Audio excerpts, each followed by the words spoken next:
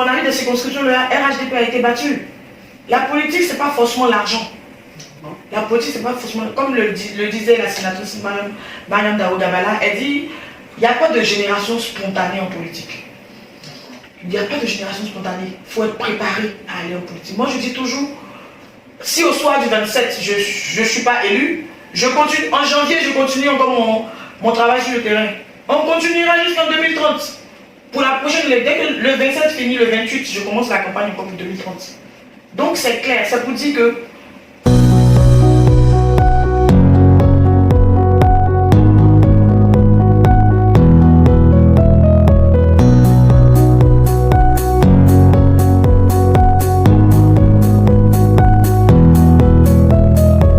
bonjour à tous, bienvenue à notre émission Le Rendez-vous des Champions. Nous sommes en compagnie d'une jeune dame du nom de H.T. Kwame Biliba, candidate déclarée aux législatives de 2025. C'est une dame pleine d'ambition qui a un rêve aussi pour la Côte d'Ivoire. Et aujourd'hui, nous allons parler de son programme au niveau de la localité d'Annie Becro en tant que candidate, surtout indépendante, comme vous pouvez indépendante. Et c'est un honneur pour nous de la recevoir dans notre podcast, Le Rendez-vous des Champions, qui donne la voix aux jeunes dans l'optique de s'exprimer sur les sujets d'actualité. Alors on démarre maintenant. Abonnez-vous à notre page YouTube pour ne rien manquer sur l'actualité politique. Bonjour, Kwame Ashley. Ça se passe bien? oui, très bien. Et les activités? Oui, ça va. Dans les formations, on pré-campagne et tout, mais ça va. Il faut dire que nos mamans portent les familles. Les femmes sont celles qui portent pratiquement les familles. Ah bon? Oui, les femmes. Dans votre localité ou bien au niveau de... Et c'est national. C'est national pratiquement. Toutes les femmes, pratiquement, les femmes sont celles qui se battent véritablement pour la famille.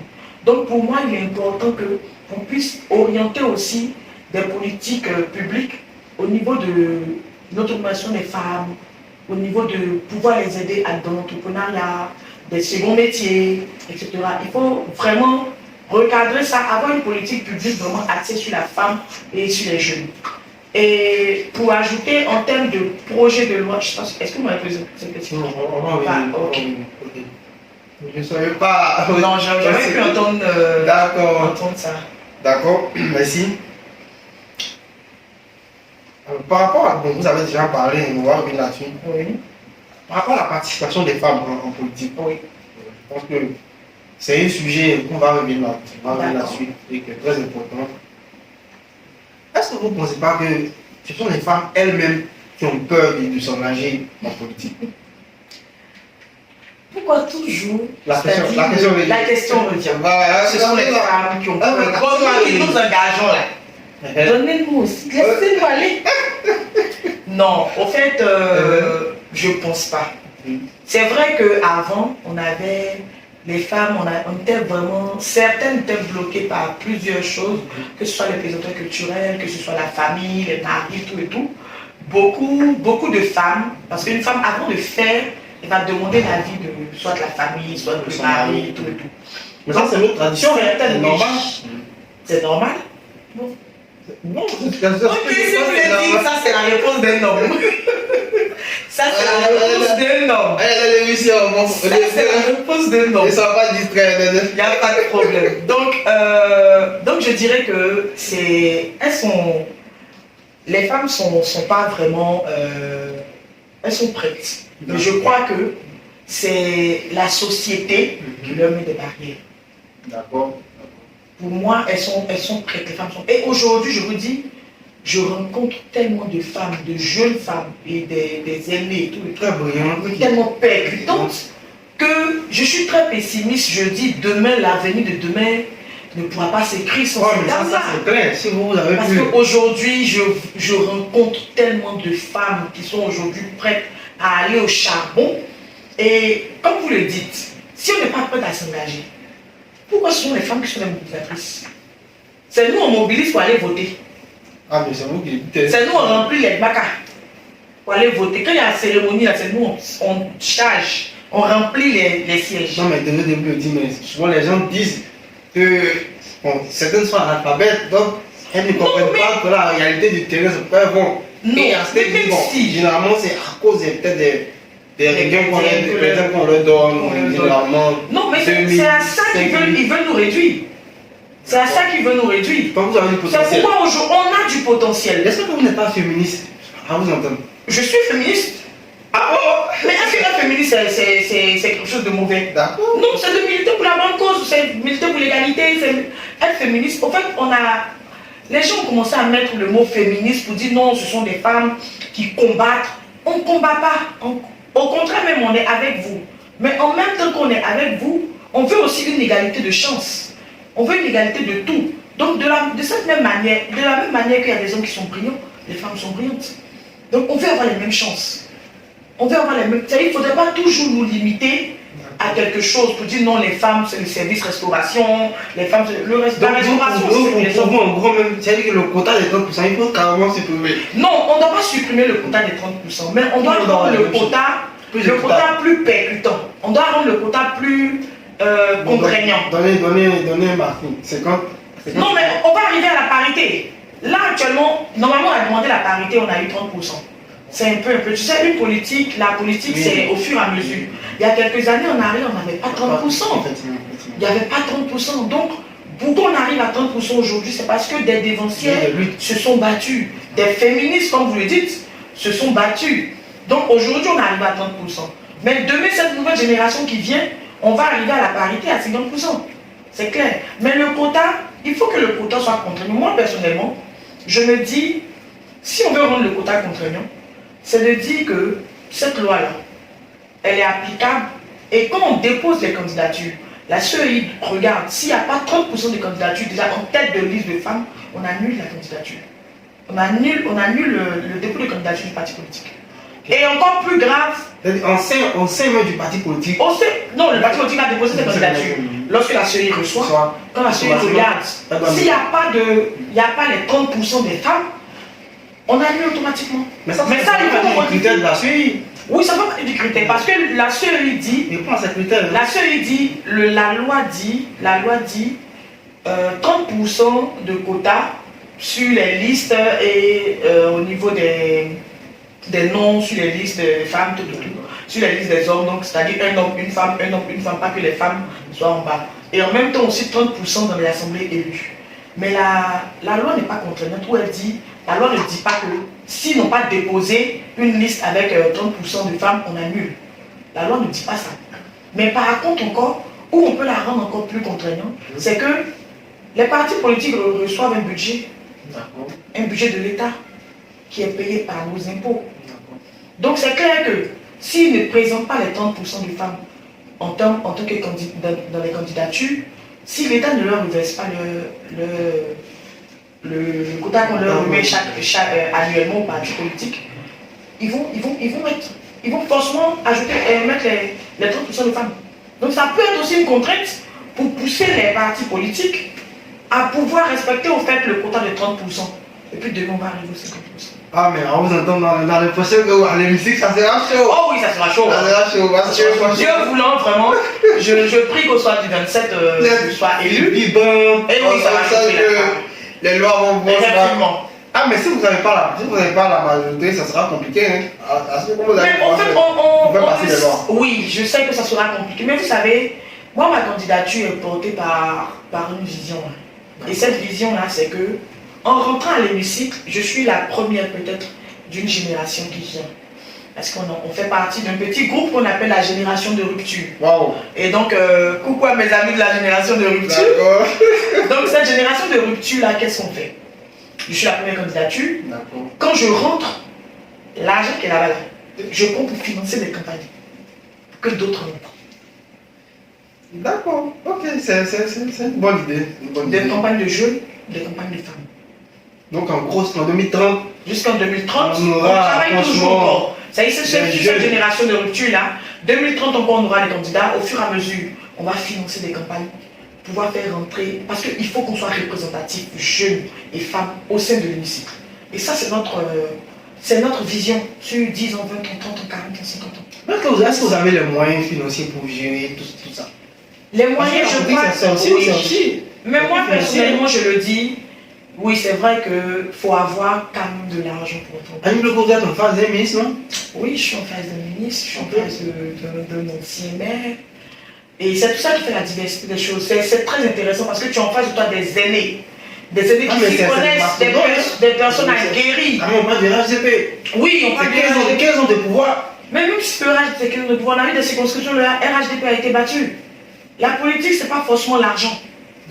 La politique, c'est pas forcément. Comme le disait la sénatrice Mariam Daoudabala, elle dit il n'y a pas de génération spontanée en politique. Il n'y a pas de génération spontanée. Il faut être préparé à aller en politique. Moi, je dis toujours si au soir du 27, je ne suis pas élu, je continue. En janvier, je continue encore mon travail sur le terrain. On continuera jusqu'en 2030. Pour la prochaine, dès que le 27 finit, le 28, je commence la campagne encore pour 2030. Donc c'est clair, ça vous dit que en politique, tu peux avoir en face de toi quelqu'un qui a les milliards. Et puis, tu peux battre cette personne-là. Avec un projet bien structuré. Et puis surtout, après avoir travaillé sur le terrain. Parce que ce que beaucoup oublient dans nos zones, dans les zones reculées ou dans nos circonscriptions, les gens y allument. Il y a l'humain qui est très important. Souvent, tu n'as pas besoin. Moi, avant, on disait, quand tu n'as pas l'argent pour faire funérailles, c'est tes fesses qui font funérailles. Parce que c'est un proverbe que j'aime bien. Parce que quelqu'un peut avoir l'argent. Moi, je peux perdre quelqu'un. Toi, tu vas me donner 2 millions, 10 millions, 30 millions. Dès que tu viens là, tu me remets, puis je t'en vas. Mais un autre ami peut venir depuis j'ai perdu la personne. Il sera chaque jour, il est chez moi. Il est assis. Il m'accompagne au village. Il m'accompagne ici. Cette personne-là aura plus de valeur pour moi que quelqu'un qui vient juste me remettre 10 millions, 15 millions pour les funérailles. Donc c'est pourquoi je dis, quelqu'un qui, si tu n'as pas l'argent pour faire funérailles, c'est tes fesses qu'il faut funérailles. D'accord. Alors on va progresser. D'accord. Maintenant on va parler des propositions de loi. D'accord. Parce que c'est aussi ça, hein.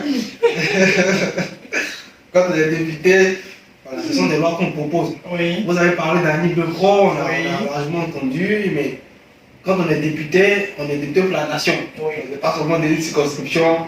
Et là, les citoyens vous écoutent maintenant. D'accord. Tous les citoyens vous écoutent. Donc, la caméra est... Alors, mais en termes de proposition de loi, moi les trois premiers. Alors, mais les 3 premières propositions de loi, c'est que je veux une loi sur le renforcement de la représentation territoriale. Pour moi, Bon, expliquez un peu. Pour moi, un député doit obligatoirement être redevable à sa circonscription par un plan d'action. Donc chaque député, c'est-à-dire une fois que tu es élu, tu dois avoir un plan d'action que tu dois mettre en place dans ta région. Et c'est obligatoire. Et tu dois faire un rapport. Un rapport aussi que tu envoies sur ta l'Assemblée nationale et que tu laisses aussi dans ta circonscription au niveau du préfet de région. Est-ce que ce rapport n'existe pas déjà dans les prérogatives du député? Non, mais moi je vous pose la question, vous êtes député? Ça, jusqu'à présent, j'en ai pas encore entendu.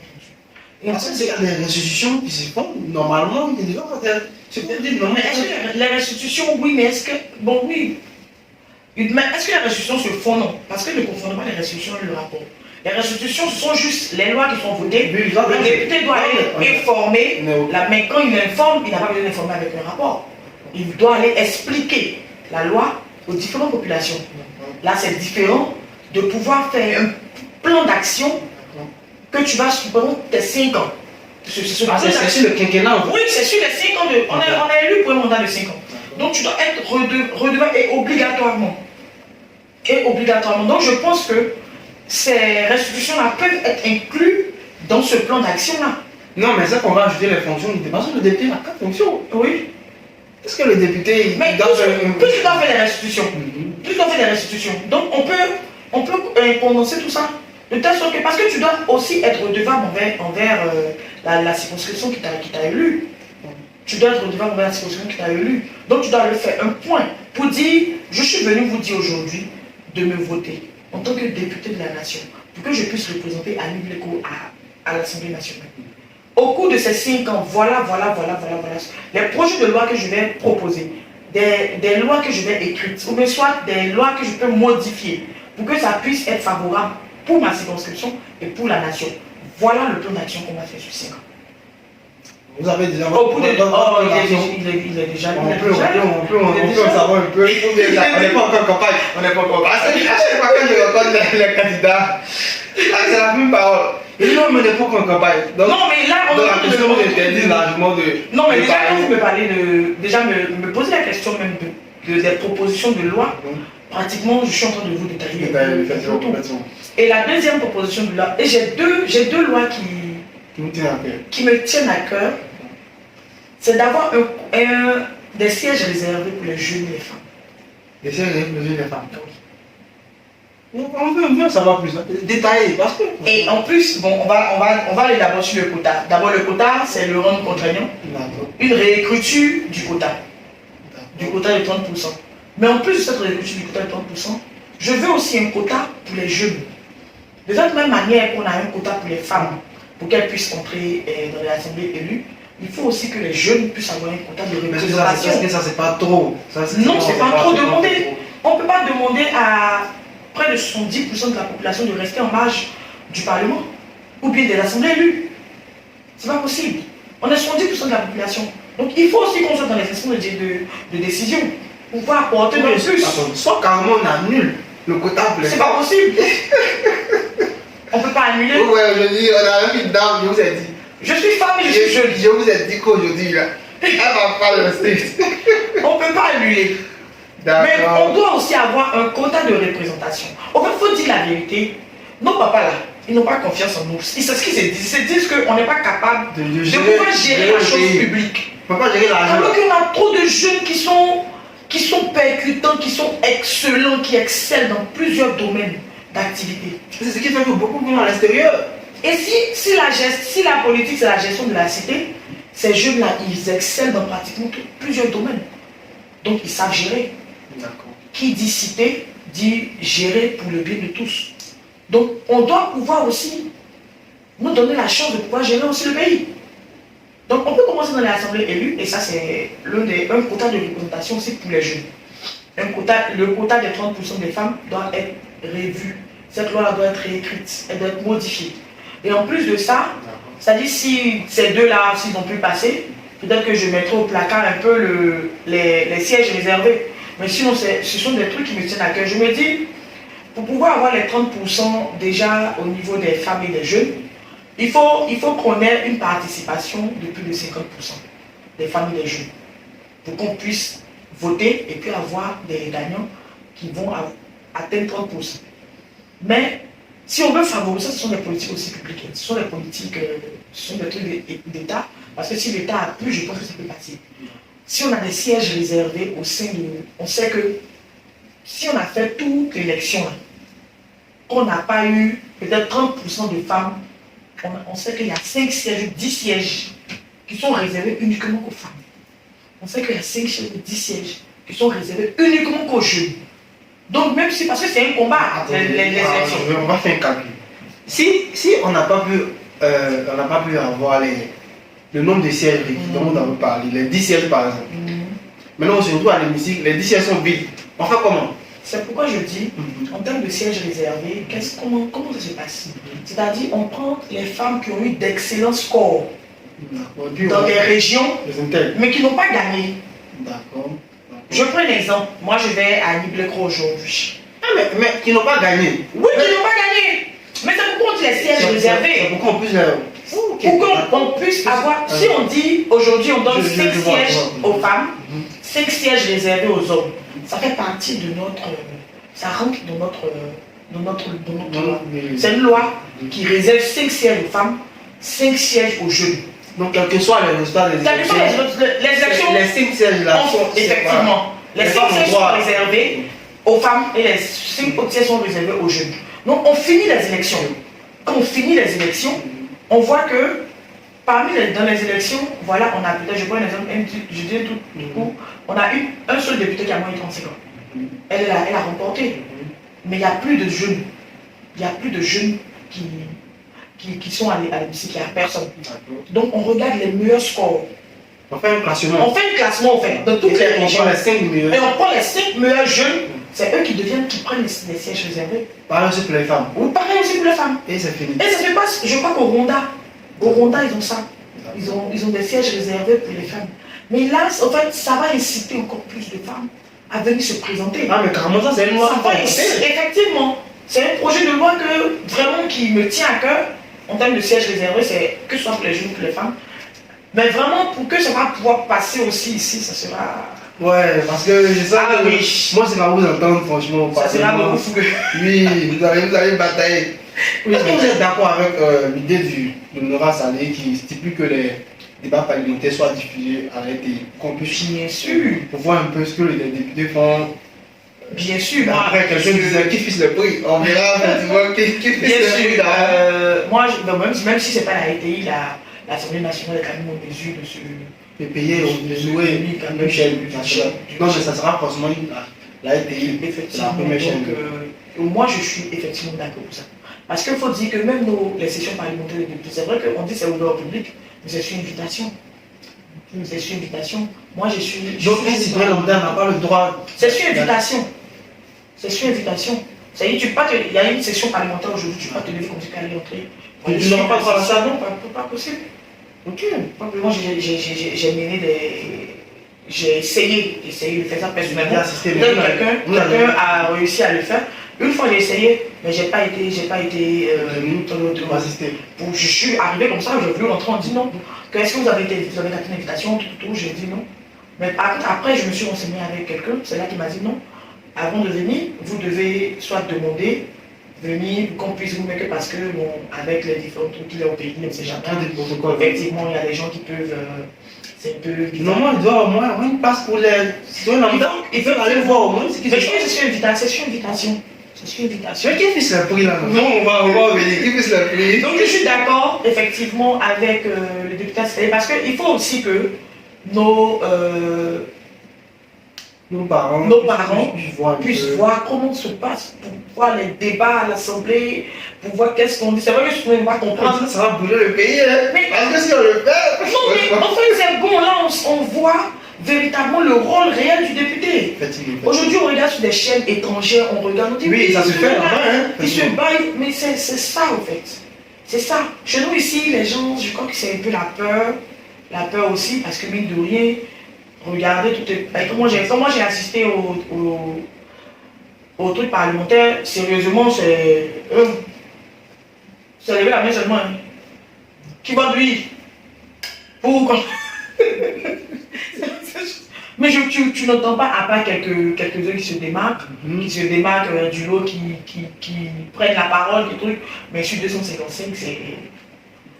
Est-ce que vous envisagez de créer un parti politique après votre élection? Si au soir, on souhaite, moi je le souhaite, hein. Donc personnellement, je le dis toujours, je suis un peu indiscipliné pour être dans les partis politiques. Ça c'est personnel. Parce que moi, ma vision du parti politique, un parti politique c'est l'armée. Donc même si on rentre dans un parti politique, après avoir lu le manifeste du parti politique, et que tu vois que les idéaux du parti politique s'alignent avec les idéaux. Mais sous nos cieux ici, nos partis politiques là sont un peu... Je vois un peu les partis politiques comme des royaumes. Un peu un roi. Parce qu'en fait, pourquoi je le dis? Généralement, on a l'habitude d'assister à ce type de candidat. Lorsqu'ils sont élus, après, bon, ils vont s'endouber. Et bon. Bon, ça, c'est chacun est responsable de ses choix. Hein. Mais moi, personnellement, je... Non, mais il faut dire ça aux Ivoiriens. Moi, personnellement, je suis trop indiscipliné pour entrer dans un parti politique. Parce que jamais il va à gauche, il a dit que non, c'est à droite, moi, il est pas parti. Donc, sérieusement, on peut prendre des décisions, parce que là, au sein des partis politiques, il y a trop un problème de personnes. Il y a un peu les guerres de leadership, les problèmes de personnes, tout et tout. Chacun veut essayer de... Voilà, chacun veut monter, tout en montant, il veut écraser l'autre. C'est un peu la remarque avec les partis politiques en Afrique. Donc, personnellement, je suis pour les candidatures indépendantes, et ça, je le dis clairement. Je suis pour les candidatures indépendantes, et je me dis que on peut faire la politique sans être affilié à un parti. C'est vrai que la démocratie aussi, c'est la loi du nombre. C'est forcément quand tu rentres, et aujourd'hui on le voit avec le roi Saleh Timoko, hein, c'est parce qu'il est seul qui n'arrive pas à mener bien ses combats. Parce qu'il a besoin de monde. Donc il a vu que... Oui, mais là c'est parce qu'il s'est rendu... Pendant combien d'années il était indépendant? Mais quand il regarde, tu es seul. Ça ne peut pas passer. Même si tu es... Même si tu as... Autant que le député a 3 minutes à l'hémicycle. Effectivement, j'ai Je suivi sais pas. la formation de l'honorable Massaï Tiboko. Et c'est ce qu'il nous a dit. Il dit qu'il a 3 minutes, droit à 3 minutes de parole. Donc 3 minutes, en 3 minutes, tu ne peux pas argumenter. Après, même saluer effectivement. tes Donc ça collègues, vous dit qu'aujourd'hui, il a eu besoin de nombre, comme on le dit, c'est la démocratie. Et donc pour que aussi on c'est aura le temps puisse de passer, il faut qu'il ait un groupe parlementaire, etc. Tout et tout. Donc ça veut dire être indépendant, oui, mais après, par derrière, moi je dis toujours, je peux être indépendante, arriver à l'Assemblée nationale, m'affilier à un groupe parlementaire, mais sans être du parti politique. C'est ça se fait. Parce que tu peux être du parti politique Effectivement. et être du groupe parlementaire. Par contre, tu peux être d'un groupe parlementaire parce que tu te dis que les idéaux de ce groupe parlementaire, ce qu'ils défendent là, ça s'allie avec moi, ma conviction et ma manière de voir les choses. Je rentre dans ce groupe parlementaire là. Mais rentrer dans le parti politique, pour le moment, je n'ai pas encore vu de parti politique qui m'intéresse véritablement. L'audace d'une génération, c'est quoi?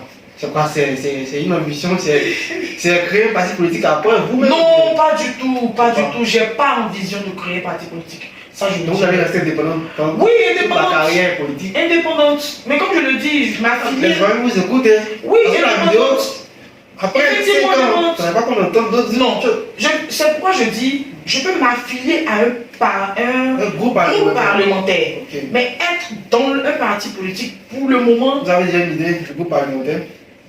Par contre, si je rentre à l'Assemblée nationale que ADCI a un groupe parlementaire, je serai heureuse de faire partie de ce groupe parlementaire. D'accord. À part ça, je reste indépendante. Donc je reviens sur la question, l'audace d'une génération. Parce que quand c'est aussi aux affiches, moi je fouille beaucoup, hein. Je fouille. Alors, Yann il est craquant, il laisse pas. C'est quoi l'audace? L'audace d'une génération, c'est l'aide du courage. De tous les jeunes en fait. Effectivement, jeunes et femmes. Parce qu'on sent que quand même il y a une Effectivement, dynamique. il y a une dynamique qu'on peut démontrer. Il y a une génération de jeunes et de femmes qui sont en train de vouloir occuper des postes de responsabilité, qui sont en train de vouloir occuper des postes d'élus.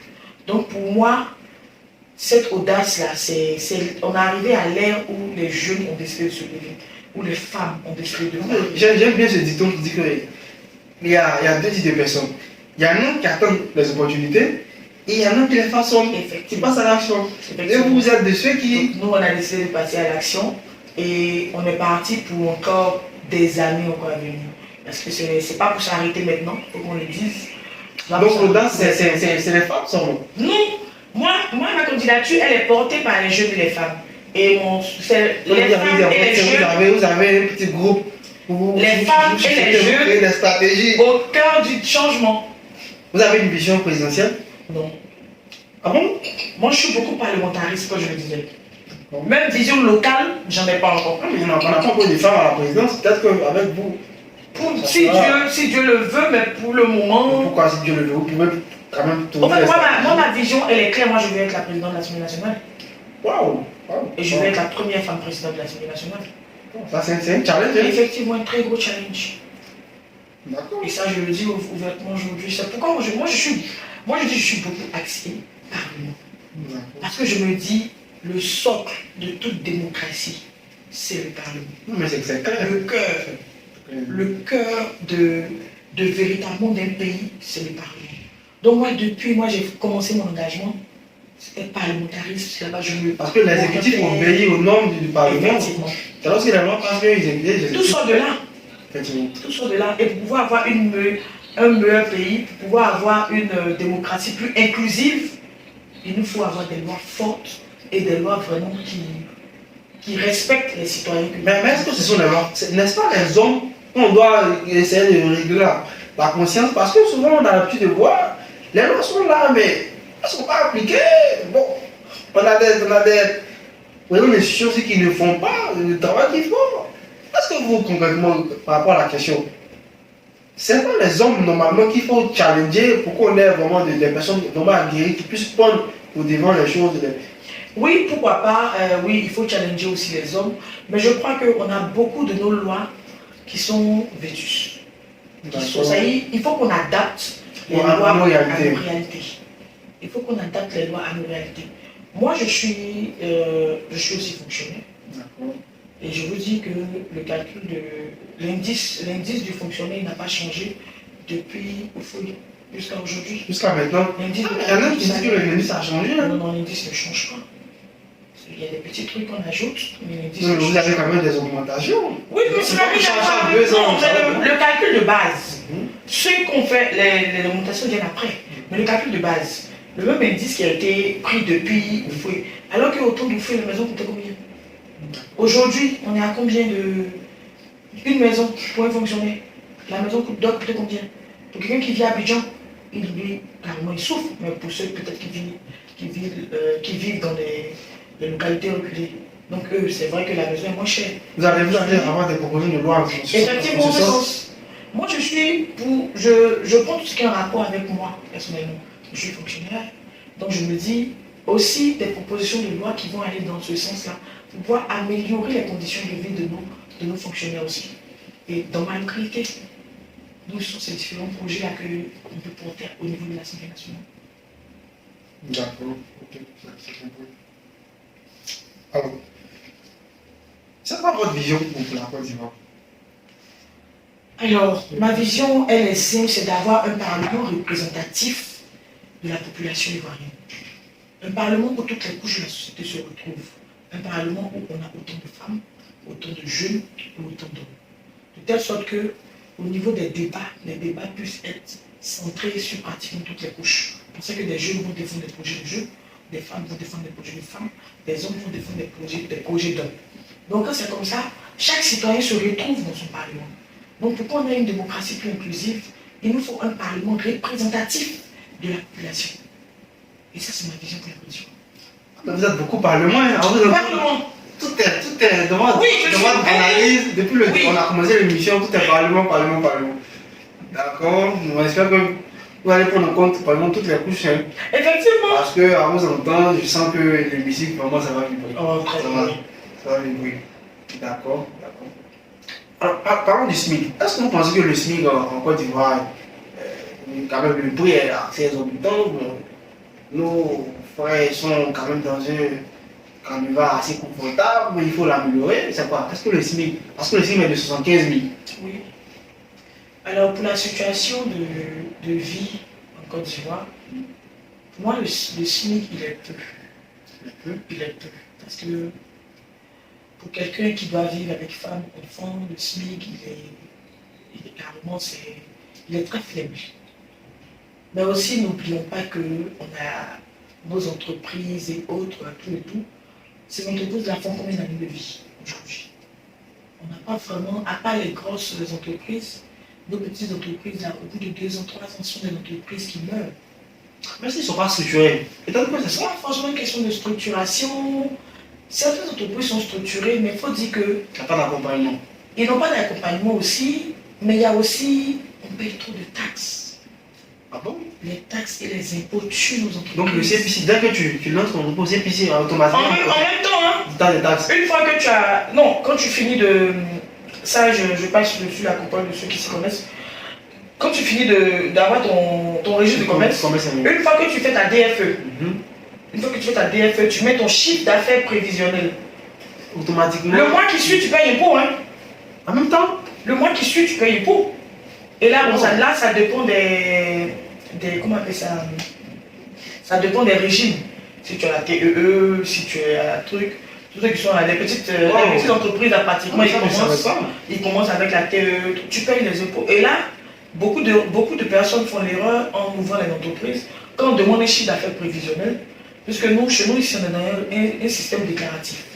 Donc, c'est l'entrepreneur lui-même ou bien qui va déclarer ce qu'il veut. Donc, si tu as mis 20 millions, que tu as un chiffre d'affaires de 20 millions, c'est sur les 20 millions là qu'on calcule l'impôt. Hein. Je comprends maintenant pourquoi il y a beaucoup de... Le secteur informel est encore plus élevé que le secteur formel. Parce qu'il y a énormément. Parce que les gens ne veulent pas aller se faire déclarer. Et sans compter les taxes, c'est-à-dire tu es là, tu as d'autres entreprises aujourd'hui, il y a tel contrôle qui vont venir te dire je suis de tel ministère, tu dois payer telle taxe, tel ministère, il y a tout ça qui tue les entrepreneurs.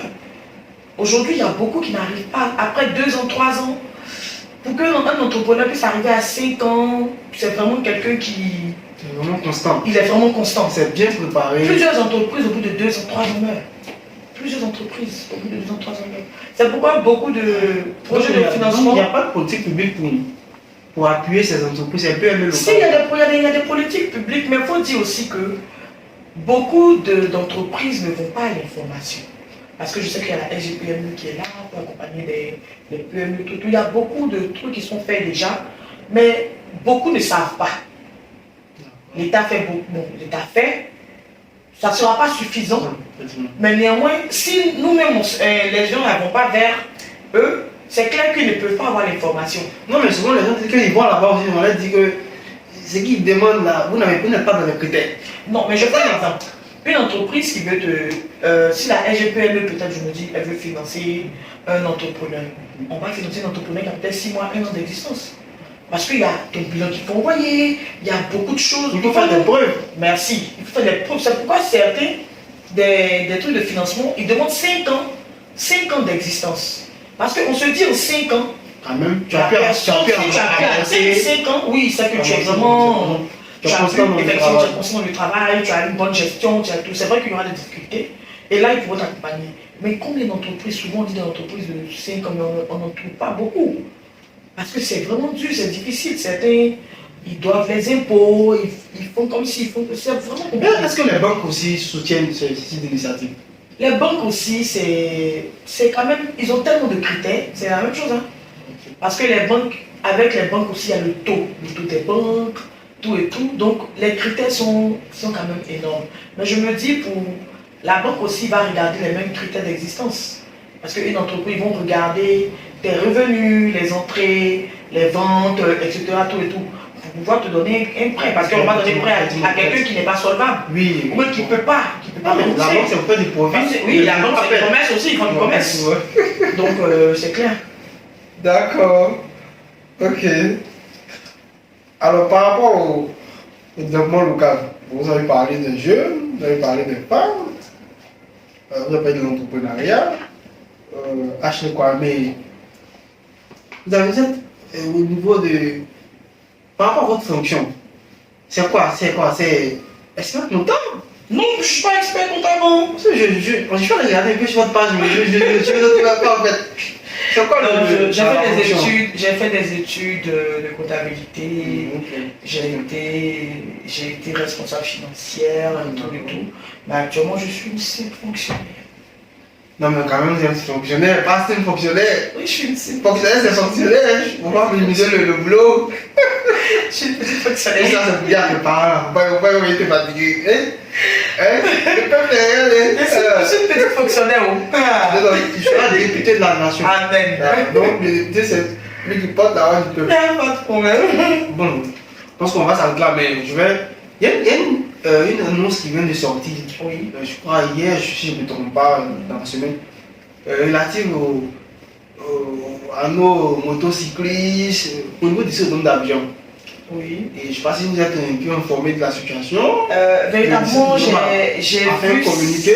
Oui. Voilà, qui stipule que, bon, je crois que les mesures seront prises dans les jours à venir et ils ont quand même cité des voies, des grandes voies, des grandes rues au niveau d'Abidjan où ces personnes-là, ces particuliers-là ne pourront plus exercer le métier de façon normale. Bon, je pense que l'annonce vient de tomber. Je crois que le député Asset Mouka a fait une prise de parole là-dessus, sur sa plateforme. Donc je vais vous demander aussi, est-ce que vous aussi, vous êtes partant pour ce communiqué qui stipule que c'est type de particuliers, les motos, les Yango qui font des livraisons, on va dire ça comme ça, un truc, doivent rester en arrière-plan, ne doivent plus exercer ce métier sur ces grandes voies, parce que c'est ça aussi, peut-être ça crée aussi de l'emploi. Il y en a aussi des entreprises en ligne qui fonctionnent avec ce domaine. Est-ce que ça va créer des turbulences? Est-ce que ça va pas augmenter sur le prix? Effectivement, ça créera des turbulences. Mais en même temps, moi, je me dis, peut-être qu'il y a un deuxième communiqué qui va sortir. Parce que je me dis, quand tu interdis à un enfant de passer là, tu lui dis peut-être c'est dangereux. Mais tu dois lui montrer une voie secondaire. Donc quand on interdit aux motos de passer sur le VGE ou bien sur le truc, On doit pouvoir trouver une alternative. Une autre alternative pour dire non, vous ne passez pas ici. Non, mais dans le communiqué, il n'y a pas d'alternative. Non, mais c'est pourquoi je dis il y a peut-être un deuxième communiqué qui arrive. Même quand il n'y a pas de Donc, il y a pas de en communiqué. fait, j'ai survolé, j'étais hier sur les réseaux et puis j'ai vu ça un peu. Mais la question que je me suis posée, je me dis, mais nous qui commandons à manger, Effectivement. nous qui commandons en ligne, nous qui n'avons pas le temps de peut-être se déplacer et tout, on nous fait des livraisons à tout moment. Donc quand je regarde, pour quelqu'un qui habite Trècheville, qui doit se rendre au plateau, bon, il peut peut-être passer dans les quartiers, mais il va forcément passer sur les ponts là. Effectivement. Pour être rapide. Oui, donc en fait, j'analyse, mais je ne vois pas la pertinence au fait du communiqué. Donc, c'est pourquoi je dis, peut-être il y a un deuxième communiqué qui va sortir, où ils vont nous dire, vous ne passez pas ici, mais vous passez ici. Parce qu'il faut trouver une alternative à ça. Parce que c'est vrai, oui, on va dire les accidents, tout et tout, les gens se se nourrissent de Merci. ça, hein. Il y a d'autres qui sont des entrepreneurs qui sont là. Hein. Ce sont des entrepreneurs qui sont là, donc il faut aussi, sans on les fatigue déjà sur la route. D'autres risquent leur vie, tout ça. Ils sont beaucoup fatigués sur la route par nos forces de l'ordre. Effectivement. Donc s'ils doivent encore souffrir comme ça, c'est clair que beaucoup de personnes vont garer leur moto et puis ça réduit encore. On revient encore au taux de chômage qui va quand même grimper encore. Donc c'est à revoir et j'espère qu'il y a un deuxième communiqué qui sortira. Je me dis, parce que comme la toile s'est enflammée un peu, je me dis il y a un deuxième communiqué qui sortira. On attend les jours à venir pour voir si c'est vraiment faisable, parce que la faisabilité de ça sera très compliquée. Comme je regarde, la faisabilité. D'accord, merci. Si je peux le dire ici, Miss Kwame H. Oh oui! Et puis le nom c'est Belba, pas Belba. Ah, c'est Belba. Belba. Ah bon, désolé, je ne maîtrise pas, désolé. Belba. Mais c'est quoi, c'est... Michel. En fait, c'est un nom guinéen, la meilleure amie de mon père est guinéenne. Ah, d'accord. C'est un C'est nom là que tu t'es bâti. Belba. D'accord. Et puis, je vous connais le sens? Je crois qu'on m'avait dit une fois, ça voulait dire belle femme, je crois. D'accord, ok. C'est quoi votre mot de fin? Après tout ce qu'on a dit, on a échangé, je vous remercie pour ce podcast. Merci. L'éducation qu'on fait, de la pédagogie, on donne aussi de l'information aux jeunes. Voilà. C'est quoi votre mot de fin? Vous regardez la caméra, adressé au peuple de Côte d'Ivoire, à la jeunesse africaine. Qu'est-ce que vous pouvez dire aux femmes qui veulent s'engager en politique? C'est quoi votre mot de fin? Alors déjà, c'est toi te dire merci. Merci de m'avoir contacté. Merci de venir vers nous parce qu'il faut des personnes comme vous pour pouvoir montrer un peu ce que nous faisons, pour pouvoir montrer qui nous sommes. Et au-delà de cela, c'est dit, et surtout je vais m'adresser à ma localité, à Nimuleko, bien sûr. C'est de vous dire que vous avez une femme, vous avez une jeune qui aujourd'hui vient pour changer les choses, vient pour oser. Comme je le dis, les femmes et les jeunes au cœur du changement. Donc il est temps de se lever, de se mettre tous ensemble, parce que c'est ensemble qu'on pourra arriver. Seul je ne pourrai pas, avec vous je peux. Donc je serai, si vous le voulez bien sûr, au soir du 27 décembre, votre député à l'Assemblée nationale. Et sachez que je porterai la voix d'Anibou dans cette sphère-là, parce que j'ai la conviction que je peux faire mieux et que je peux changer les choses. Je vous remercie. Merci. Allez. Bye bye. Bye bye. À bientôt et bonne soirée à tous. Merci. Allez.